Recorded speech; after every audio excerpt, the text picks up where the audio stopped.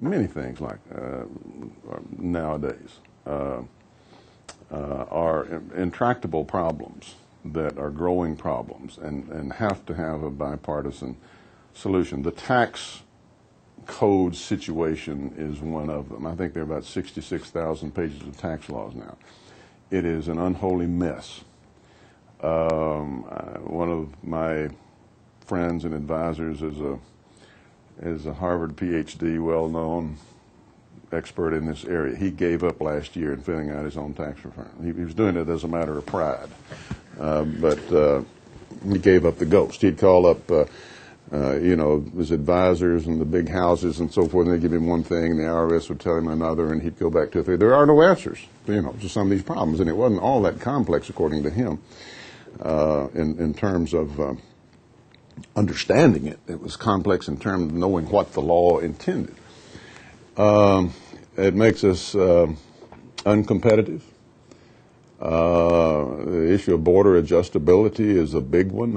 Other countries treat their companies exporting goods differently than we do. We are disadvantaged because of our tax code, and not to mention our tax burden, but just the complexity of it, the billions and billions of dollars spent in compliance, the tax filing and preparation industry is one of the growth industries of America now.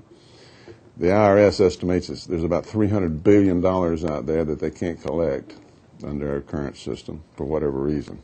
It's out there.